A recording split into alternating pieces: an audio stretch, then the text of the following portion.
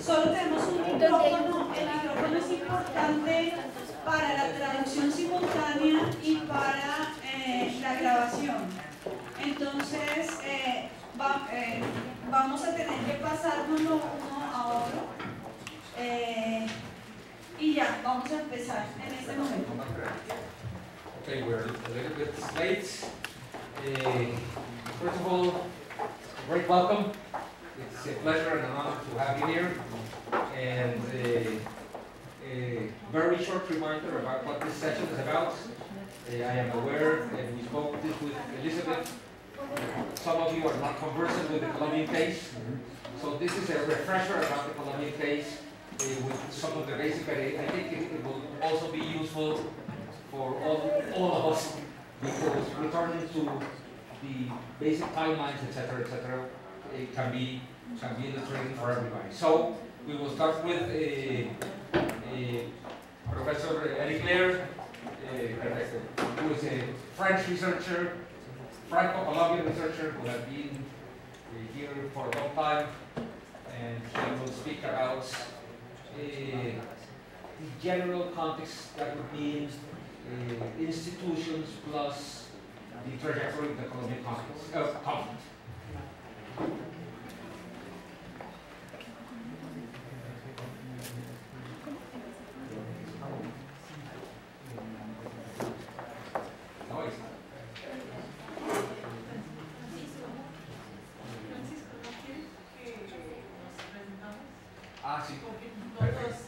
So, since not everybody knows everybody while we fix this thing, maybe we could start presenting, introducing each of us.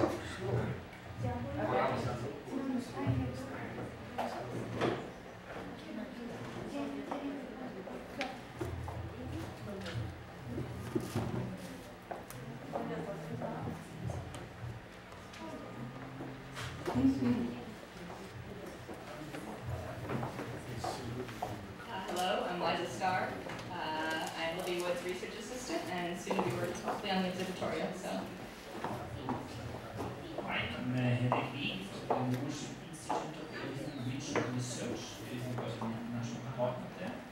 I'm working also on Latin America and Peru and Colombia. So now I'm forced to work over with Francisco to make a survey in the countryside to find the effects of the restitution programs.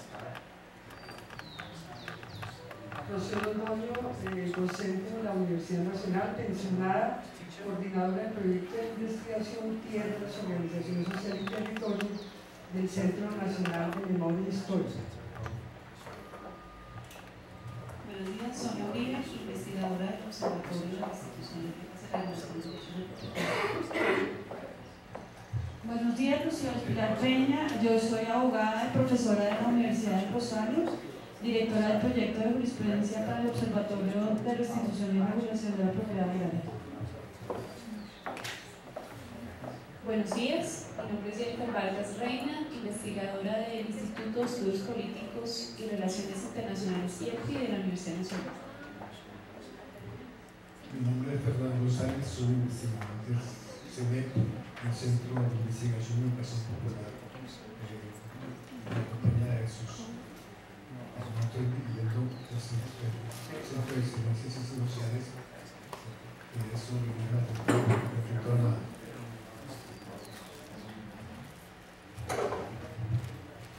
Mi nombre es Tania Guzmán, yo fui coordinadora del Informe Nacional de Desarrollo Humano del PNUD de Colombia Rural, Razones para la Finanza, y en este momento trabajo con el Programa de Naciones Unidas para el Desarrollo, sigo allí coordinando un proyecto que se llama Semillero de Desarrollo Rural.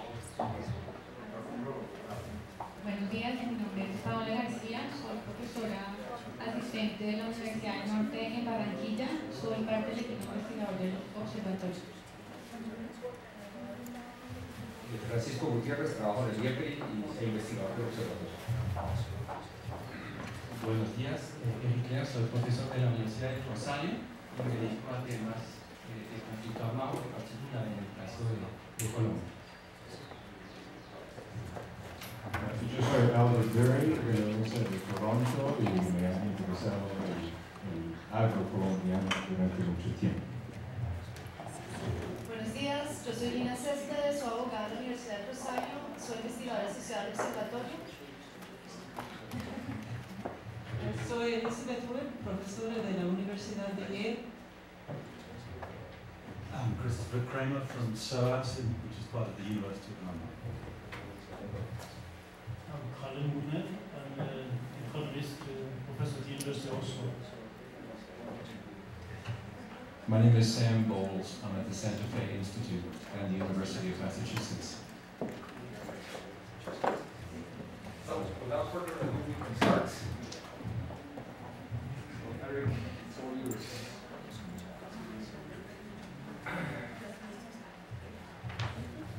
Buenos días. ¿Se escucha bien?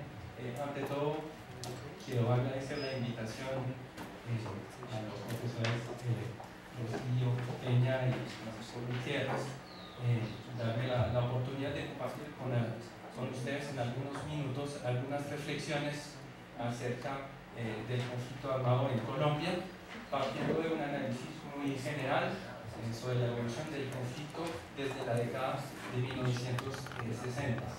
Ante todo quisiera ofrecerles mis disculpas.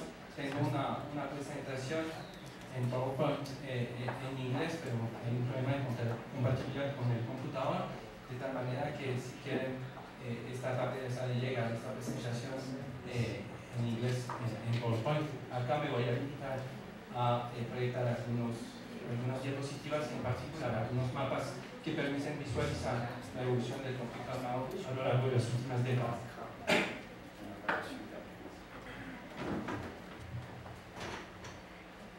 A manera de introducción quisiera recordar en pocas palabras que Colombia ha experimentado conflicto armado desde hace unos 50 años, haciendo una aproximación, y este conflicto armado, bastante complejo, como lo vamos a ver a continuación, ha sido analizado y descrito por muchos analistas como una guerra civil. Pese a, digamos, una serie de iniciativas de paz que vemos de hecho en la actualidad, y pese a algunos también procesos de desarme, desmovilización y reintegración de los combatientes, el conflicto armado ha evolucionado de manera espectacular a lo largo de las últimas décadas. Hemos observado en particular una expansión de los grupos armados ilegales, no solo a lo largo del territorio nacional, sino también en algunos aspectos, en algunos casos, fuera del territorio nacional colombiano. Muchos analistas han resaltado que el conflicto armado en sus desarrollos ha contribuido a generar una inestabilidad institucional en el país. Como ustedes lo saben, Colombia ha sido descrito en particular como un país con una escasa institucionalidad desde hace varias décadas, y algunos analistas subrayan que el conflicto ha contribuido a explicar este fenómeno. Ahora bien, pienso que es importante recordar que Colombia no se puede asemejar a una situación de caos, tampoco se puede asemejar a lo que algunos analistas presentan como una zona gris, ¿sí? Es decir, una zona gris en mano de algunos actores criminales. La situación, como lo demuestra una reciente bibliografía, la situación es mucho más compleja en el caso de Colombia, y observamos en particular que hay fenómenos de coexistencia entre el orden y el desorden a nivel local, que conllevan a pensar desde lo local las dinámicas del conflicto en Colombia. A medida que se ha desarrollado el conflicto, como ustedes saben, digamos que Colombia ha sido objeto de una tensión creciente en distintos escenarios, y obviamente en el mundo académico. Hoy en día existe, como ustedes también lo saben, una abundante literatura sobre el conflicto armado en Colombia, Y para, digamos, tener una idea de algunas tendencias, recordaré que históricamente o digamos tradicionalmente los estudios sobre el caso colombiano, sobre el conflicto armado en Colombia, han tratado de resaltar lo que en Colombia se denomina las causas estructurales o las causas objetivas del conflicto. Entre estas supuestas causas estructurales o causas objetivas del conflicto armado encontramos temas como la deficiencia del Estado, encontramos también temas como la pobreza, temas también que se relacionan con la exclusión política en un país donde durante muchas décadas prevaleció el bipartidismo entre conservadores y liberales.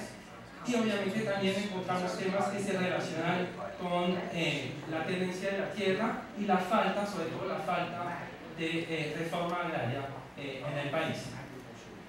Para ir rápido, vemos que ahí tenemos un primer, digamos, bloque de explicaciones que han tratado de dar cuenta de las dinámicas del conflicto, resaltando, digamos, las condiciones o las causas, como se dice, estructurales de este conflicto.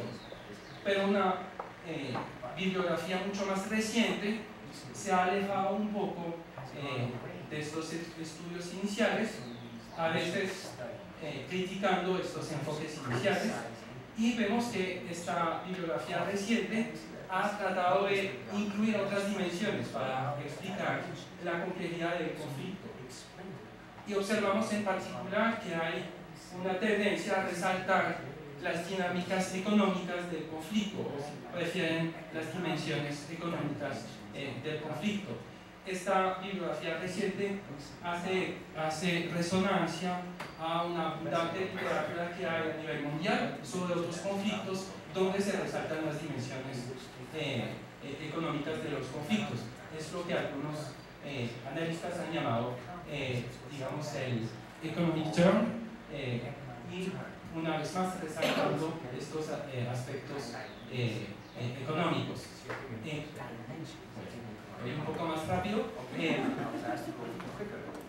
Para concluir con estas consideraciones un poco preliminares y hablando de la bibliografía sobre el caso colombiano, vemos también que hay una tendencia a analizar cada vez más las dimensiones micro o las microdimensiones del conflicto armado, en particular las motivaciones de los combatientes, la disciplina interna de las organizaciones armadas.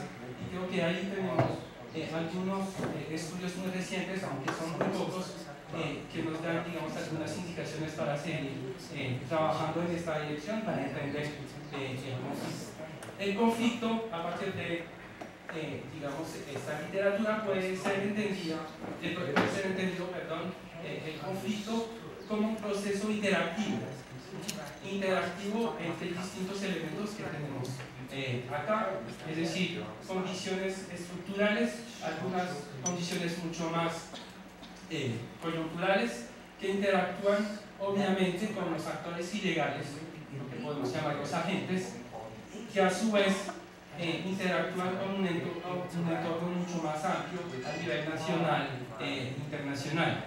¿Sí? Es decir, que hay necesidad de pensar el conflicto para entender sus dinámicas desde lo local hacia lo nacional en una visión interactiva. Para entender la evolución del conflicto, voy a resaltar en muy pocos minutos algunos puntos desde la década del 70. No hay consenso, digamos, sobre la fecha exacta del inicio del conflicto armado. Suele ocurrir lo mismo en otros escenarios conflictivos. La guerra no se declara en la mayoría de los casos en los conflictos armados internos, pero podemos remontar a la década de los años 60 para ubicar las premisas del conflicto armado en Colombia. En la época observamos la creación de distintos grupos de guerrilla, como las FARC, que se van a ubicar a lo largo de la década del del 70 y también a lo largo de una parte de los años 70, que se van a ubicar, digamos, en zonas rurales un poco periféricas del territorio nacional. De tal manera que a lo largo de estas dos décadas, los años 60 y los años 70, tenemos una confrontación que un poco latente en muchos aspectos, periférica, podemos decir también, entre distintas guerrillas y el Estado. Esta confrontación de la época realmente no se puede sentar en una lectura estricta de la Guerra Fría. Eso significa que en muchos aspectos los actores en conflicto, las guerrillas en la época, no recibieron una ayuda significativa por parte de las dos grandes potencias. Ahí ya tenemos una clara diferencia con otros escenarios conflictivos. Hay un salto a partir de la década de los años 80 para marcar, digamos, una diferencia. Hay un salto cuantitativo y cualitativo en la dinámica de la guerra. Observamos que las guerrillas van a cambiar de estrategia, van a adoptar en particular estrategias políticas y militares mucho más ofensivas y van a entrar en una dinámica de confrontación más directa y con el Estado. Vamos a llegar a un fenómeno de masificación en algunos aspectos de estas guerrillas que se van a distribuir a lo largo del territorio en distintas regiones del país, como lo podemos observar en el caso de las FARC, en el mapa de la derecha en la diapositiva. A lo largo de los años 80 también observamos la aparición de distintos grupos que denominamos paramilitares en Colombia, que son milicias antiinsurgentes que se van a oponer inicialmente a los grupos de guerrilla, pero rápidamente estos grupos llamados paramilitares también se van a involucrar en el narcotráfico y se van a beneficiar de la ayuda de la corrupción también en algunos casos de los militares a nivel local, de tal manera que la guerra se va a volver cada vez más multipolar. Pasamos de una situación de guerra latente, un poco periférica, a una guerra mucho más multipolar que está en condiciones de desestabilizar un poco la integridad nacional de Colombia. A lo largo de la década de los años 80, para concluir con esta fase, hay un fenómeno muy interesante que es la celebración de distintos acuerdos de paz o negociaciones de paz, intentos de paz que van a conllevar a finales de los años 80, sobre todo a principios de los años 90, a la desmovilización de algunas guerrillas. No todas, sabemos en particular que las FARC no se desmovilizaron en esta época, de tal manera que a lo largo de la década del 90 hay no solo una consolidación de las guerrillas que quedan activas, sino también de los grupos paramilitares y esta interacción entre guerrillas y paramilitares y también fuerzas armadas hace que tenemos una intensificación del conflicto armado a lo largo de los años 90, con un fenómeno interesante también y que queda por analizar en muchos aspectos a nivel local, que se denomina un fenómeno de paramilitarización de los espacios públicos en muchos municipios en Colombia. Para concluir, porque creo que ya no tengo mucho tiempo, para concluir con esta breve presentación, a lo largo de la década del 2000 ocurrió un fenómeno muy interesante. Hubo un proceso como ustedes lo saben, de desmovilización de los llamados grupos paramilitares. Fue en muchos aspectos una negociación un poco sorpresiva, entre comillas, para muchos analistas, porque en muchos municipios los paramilitares estaban, digamos, ganando la guerra contra las guerrillas. Y uno observa que este proceso se puede explicar más que todo, este proceso de paz y esta desmovilización parcial de los paramilitares, se puede explicar más que todo por la iniciativa de las cabezas o los líderes de los grupos paramilitares. Muchos combatientes rasos, digamos, de los grupos paramilitares no entendieron, digamos, el significado de esta de esta desmovilización. Algunos incluso se opusieron a este proceso de desmovilización desde abajo, de tal manera que hoy hay un fenómeno de recomposición, ¿sí?, de estos grupos armados paramilitares ilegales. Se habla de nuevas bandas o de bandas emergentes, y paralelamente vemos que hoy, a pesar de los golpes que ha podido recibir la guerrilla a lo largo de los últimos años, pues la guerrilla sigue activa, debilitada pero activa en muchos municipios, de tal manera, y concluyo con eso, que es muy difícil en este momento hablar en un escenario estricto de un escenario post-conflictivo en Colombia. Estamos más bien en una situación un poco híbrida, entre guerra y paz, y uno no puede decir de manera tan, digamos, fácil que ya estamos en un periodo post-conflicto y que las negociaciones, sobre todo actuales con la guerrilla, van a contribuir a la paz en el país. De hecho, la paz política, como lo sabemos, no significa necesariamente una paz social entre los miembros de una misma comunidad. Muchas gracias. Muchas gracias.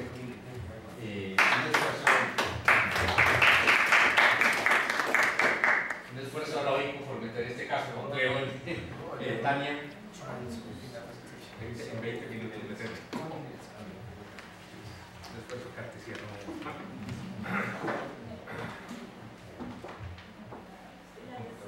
¿Por qué no se hace aquí también?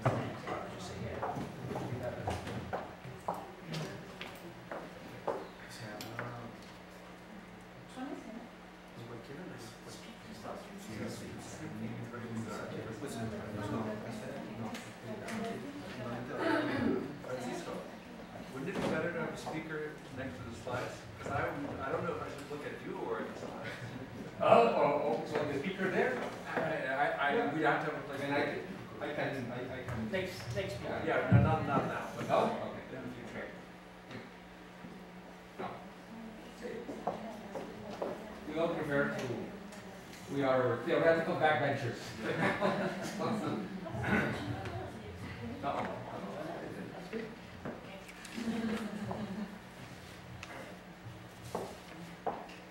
Muchas gracias. El trabajo que voy a presentar es el resultado de un equipo de investigación de 5 personas coordinado por el profesor Absalón Machado, que elaboró el Informe Nacional de Desarrollo Humano para Colombia en el año 2011, que se dedicó a trabajar la problemática rural colombiana.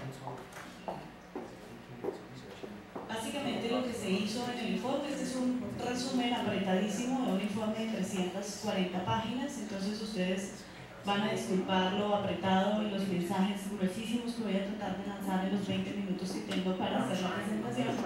Pero básicamente este es un esquema que resume lo que tratamos de hacer en el informe. Lo primero fue establecer las relaciones entre los mercados, la sociedad y el Estado.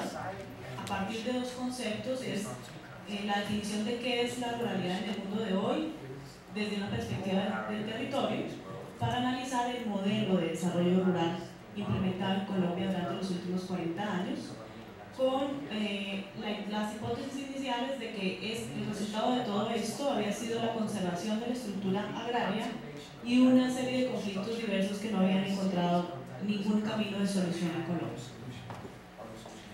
Lo primero fue una caracterización de ese modelo de desarrollo adoptado. Como digo, la perspectiva del tiempo que adoptamos fue más o menos 40 años, haciendo esas 9 afirmaciones que están anotadas allí, que voy a decir muy brevemente. Lo primero es, por supuesto, se trató de un informe de desarrollo humano, entonces lo que se hizo fue una valoración de si ese modelo de desarrollo rural había promovido o no el desarrollo humano de los pobladores rurales, concluyendo evidentemente que no había sido así.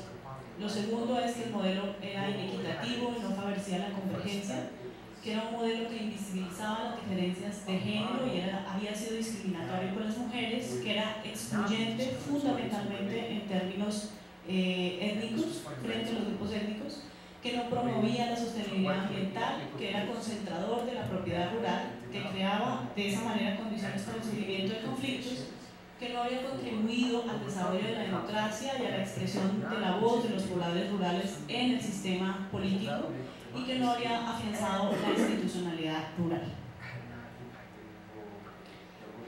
La primera afirmación fuerte que quiso hacer el informe de desarrollo humano fue: Colombia es más rural de lo que pensamos. Durante mucho tiempo, y de acuerdo con la información de la estadística oficial, Colombia era un país mayoritariamente urbano, o se consideraba un país mayoritariamente urbano, en el cual el 75% de la población sería población urbana, mientras el 25% de la población sería población rural. Lo que nosotros hicimos fue poner en cuestión esa afirmación a través de la construcción de un índice de ruralidad, que tiene básicamente 4 características. La primera es, en lugar de tomar como variable fundamental el tamaño de la aglomeración, que es lo que hacía la estadística oficial, contar el tamaño de la aglomeración, nosotros combinamos el tamaño de la aglomeración con la distancia de centros poblados pequeños a centros poblados intermedios y mayores. La combinación de esas dos variables nos permitió además tomar como unidad de análisis de lo rural el municipio como un todo. Es decir, nosotros hablamos en Colombia, a partir de este índice de ruralidad propuesto por el informe, de municipios más o menos rurales, tomando el municipio como un territorio integral.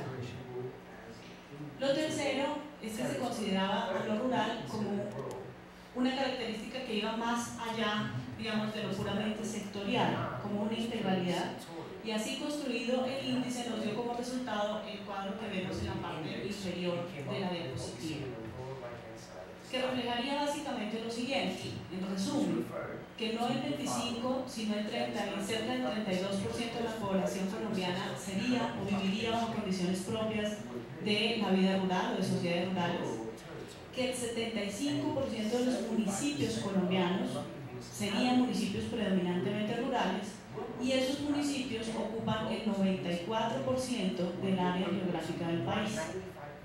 Todos esos elementos para lanzar el mensaje al país de que Colombia es más rural de lo que nosotros estábamos pensando. Colombia es, o lo que dice el informe, el primer mensaje es: Colombia es más rural, pero además el siguiente mensaje es un país con enormes brechas entre lo rural y lo urbano.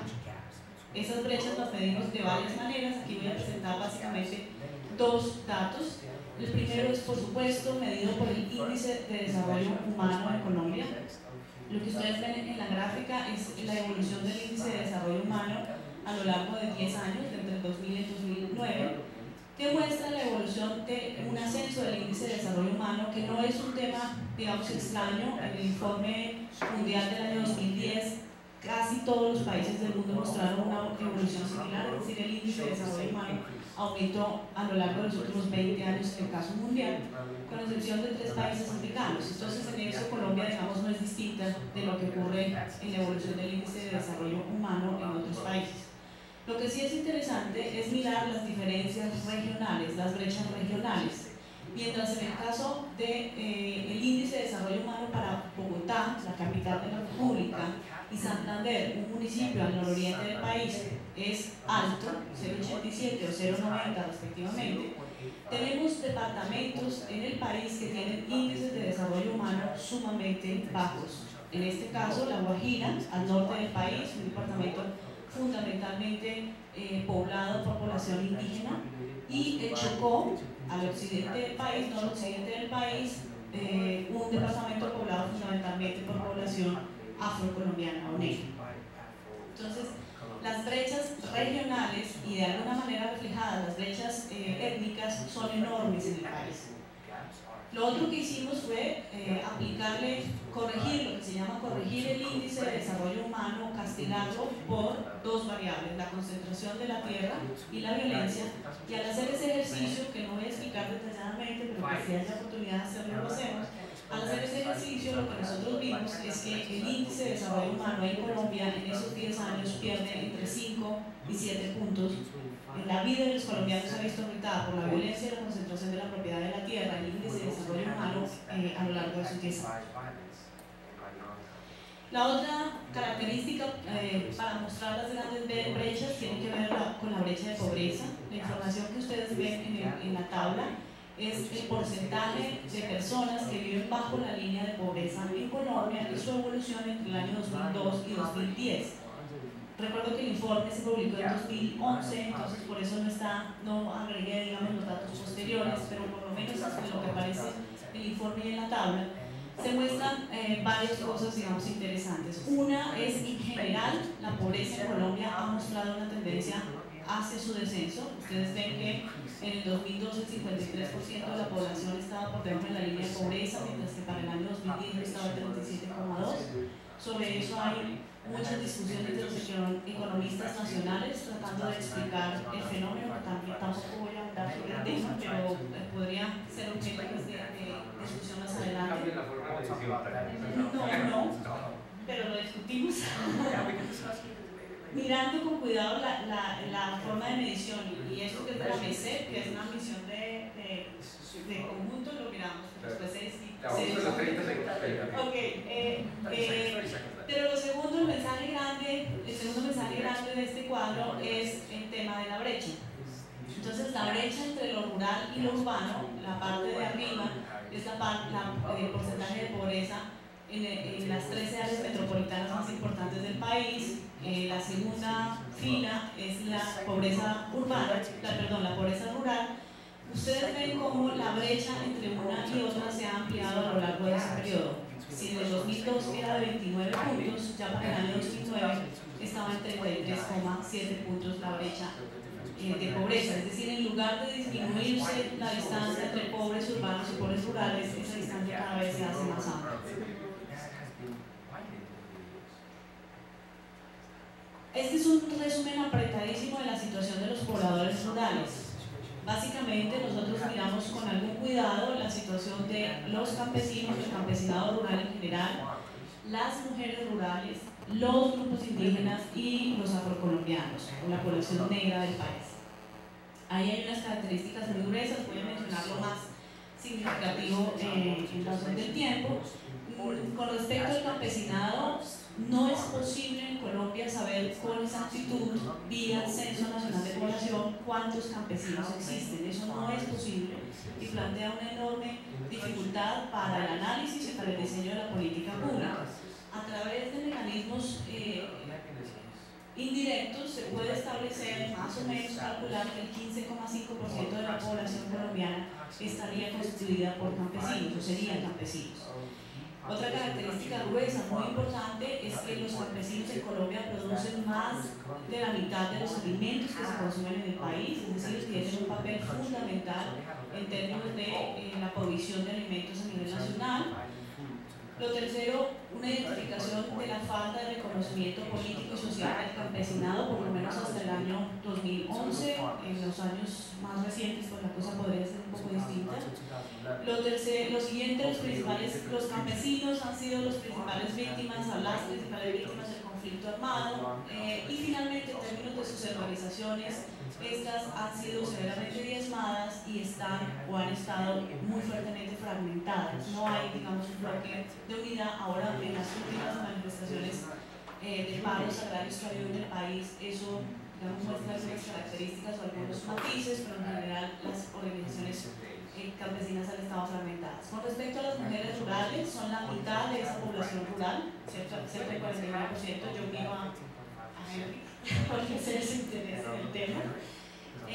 Lo que afirma el informe es que las mujeres son víctimas de una triple discriminación en el caso de la Colombia rural, por la discriminación tradicional por el hecho de ser mujeres, la discriminación a la que se agrega el hecho de vivir en sociedades rurales, o sea, la discriminación general del mundo rural, y además una discriminación particular por el impacto desproporcionado que el conflicto ha tenido en sus vidas, ¿no? Sobre eso también hay mucho que se podría señalar, pero estoy tratando de resumir las cosas más rápidas. Cuando se estudia el acceso de la tierra, el acceso de las mujeres a la tierra y a los recursos de la sociedad rural, se nota una evidente brecha, una evidente cantidad de obstáculos para ese acceso. Hay además un bajo empoderamiento de las mujeres en el sector rural y una organización social débil, aunque en todo caso existe y se está fortaleciendo. Los indígenas son alrededor de 1.300.000, eso significa el 3,3% de la población. Con esas características poblacionales disponen de 34 millones de hectáreas del país. Este país tiene más o menos unas 120 millones de hectáreas, pero menos de 4 millones de esas 34 son aptas para la producción. Es importante aclararlo porque nosotros tuvimos un ministro de Agricultura que hace unos años en Colombia dijo que los indígenas eran terratenientes porque tenían esa cantidad de millones de hectáreas. Pero es importante señalar que buena parte de esos 34 millones son zonas o áreas protegidas, o sea, son bosques protegidos, áreas, parques nacionales naturales, etc. O sea, son zonas que no pueden ser cultivadas por ellos o utilizadas, digamos, para su supervivencia. Y finalmente, pues, ya es un tema muy particular de que su situación de vulnerabilidad merita protección especial que se hace a través del convenio 169 de la OIT y la declaración de la ONU de los derechos de los pueblos indígenas. Su organización social es de alguna manera bastante más sólida que la de las mujeres y el campesinado. Y finalmente los afrocolombianos son más o menos más de 4.300.000 personas, el 10% de la población. Tienen títulos colectivos sobre 5,2 millones de hectáreas, tienen severos conflictos de vecindad entre resguardos indígenas y tierras de campesinos, o sea, eso tiene una conflictividad, representa una fuente de conflictividad muy grande en Colombia, y una organización social muy débil, quizás la más débil de los 3 grupos sociales previamente mencionados. Es mucho más fragmentada, mucho más difícil en términos de coordinación de su actividad o de su acción colectiva. Colombia además tiene una estructura concentrada de la tenencia de la tierra, hay una altísima desigualdad en la tenencia de la tierra. El Gini de Colombia, más recientemente calculado, es de 0,87, de los más altos de América Latina. La característica de, digamos, de esa estructura de concentración de la tierra es la falta de una mediana propiedad, que para el caso del informe de desarrollo humano argumentaba era necesaria para la consolidación de una clase media rural. Y hay además unas deficiencias muy graves de información. Colombia tiene un casi inexistente catastro rural que impide saber a ciencia cierta la situación, digamos, la situación real. Todo esto es aproximado sobre la tenencia de la tierra.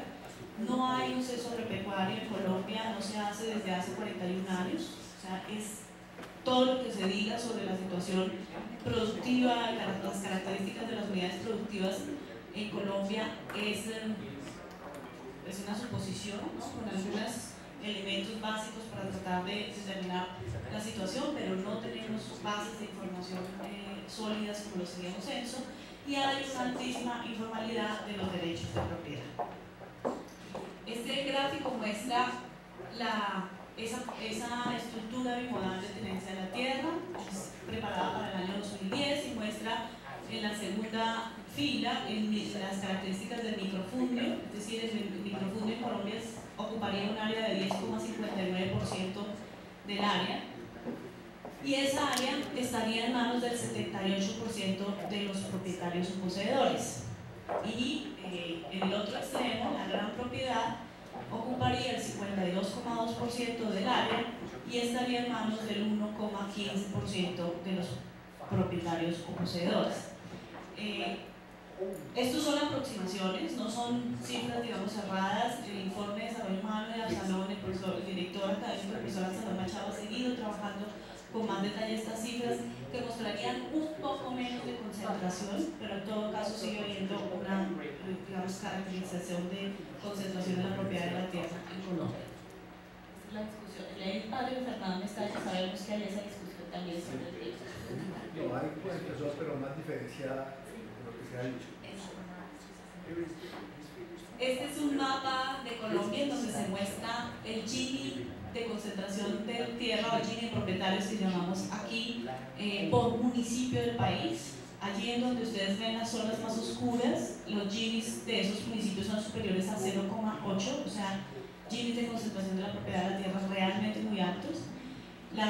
El color un poquito, un tono más claro, indica Ginis de municipios de 0,7 a 0,8, y las zonas más claras serían Ginis inferiores a 0,7. En general, 409 municipios de los 1.050, 1.100 que tiene el país tendrían Ginis entre 0,70 y 0,79. O sea, más de 600 municipios en el país tendrían Ginis superiores a 0,7. Entonces, Colombia es más rural, hay enormes brechas, hay problemas de concentración de la tierra y hay agudos conflictos de ocupación y uso productivo de los recursos naturales. Esos conflictos son básicamente por los patrones de ocupación del territorio, es decir, gente asentada en zonas en las cuales no debería estar, o sea, en zonas de reserva forestal, parques nacionales y territorios de propiedad colectiva de las comunidades étnicas, y conflictos entre uso y vocación del suelo, fundamentalmente por sobreutilización en el caso de la ganadería o subutilización del suelo en el caso de la agricultura y por competencia de nuevas actividades legales, más recientemente en el caso de la minería, que es, digamos, un conflicto que ha surgido de manera mucho más reciente, o sea, ha salido a la luz. Algunos rasgos destacados de esos conflictos de uso y apropiación productiva de los recursos: hay una problemática de zonas de reserva forestal, casi 3 millones de personas están asentadas en ellas. Eso significa muchas cosas, pero una muy importante: el Estado colombiano no puede invertir y proveer bienes públicos allí en donde hay esa situación de ilegalidad. O sea, esa gente no tiene la posibilidad de recibir la atención del Estado, tiene muchas dificultades porque serían poblaciones asentadas en lugares ilegales o asentadas ilegalmente. Hay una subutilización agrícola: 20 millones de hectáreas tendrían vocación agrícola en Colombia contra 4,9 millones de hectáreas que efectivamente se utilizarían en la producción de alimentos en el país. Hay un problema de sobreexplotación ganadera: hay 39 millones de hectáreas dedicadas a pastos y a ganadería extensiva, versus un 21 millones de hectáreas que realmente tendrían vocación, es decir, hay cerca de 18 millones de hectáreas de sobreexplotación ganadera en el país. Y para el año 2011 había zonas concesionadas, áreas concesionadas para actividad minera equivalentes a 5,8 millones de hectáreas, lo cual nosotros en el informe lo comparábamos con las 4,9 en agricultura, es decir, hay más área del país dedicada a la actividad minera que a la actividad de producción de alimentos. Este es un mapa simplemente para ejemplificar el problema minero que va surgiendo cada vez con más fuerza. En el mapa de la izquierda están las solicitudes de explotación minera para el año 2011, para el año 2010 es en este caso, esto puede ser mucho más severo. Y en el mapa de la derecha, los títulos de explotación concedidos efectivamente. O sea, si uno sobrepone los dos mapas, habría una amplia zona del país que estaría dedicada o por lo menos prometida para actividades mineras. Luego viene el tema entonces del conflicto rural en ese marco de la situación rural colombiana, y básicamente lo que afirma el informe se resume en este cuadro. El informe lo que dice es: en Colombia existe un conflicto rural compuesto por dos grandes conflictos con lógicas, actores diferenciados, pero que por supuesto tienen relaciones en el territorio, o sea, en el territorio en concreto esos actores se mezclan, se relacionan, etc. Pero analíticamente lo que se propone es que hay dos tipos de conflicto: el conflicto agrario, constituido por dos elementos, la deuda social y política con el campesinado y con lo rural, y los conflictos por la tierra. Esos serían los dos elementos fundamentales del conflicto agrario, cuyo eje sería la tierra, como está allí en el gráfico, y al lado derecho estaría, al lado del conflicto agrario, el conflicto armado, cuyo eje, digamos, de atención fundamental no sería tanto o solo el dominio de la tierra, sino del territorio y de la población. Estos dos conflictos, el agrario y el armado, se conectan o se conectaron en el caso colombiano en el territorio a través de fundamentalmente dos fenómenos: el despojo de tierras y el desplazamiento forzado de población. La otra afirmación que hace el informe es que además en Colombia no hay un solo conflicto, sino hay varios tipos de conflictos por la tierra. El informe tenía énfasis en el problema de la tierra. Y estos son los 5 conflictos que identifica el informe. El principal, el tradicional entre campesinos y terratenientes. El siguiente es una lucha indígena por el territorio. Luego, la lucha de las comunidades negras por el reconocimiento de sus territorios colectivos. Luego, el conflicto entre despojadores y despojados de la tierra, producto, digamos, de la violencia, del ciclo de violencia más reciente. Y un conflicto en ciernes que también ha explotado más recientemente, que es aquel que se ha dado entre inversionistas, grandes inversionistas y agroindustrias, y aquellos pequeños poseedores y ocupantes de tierra.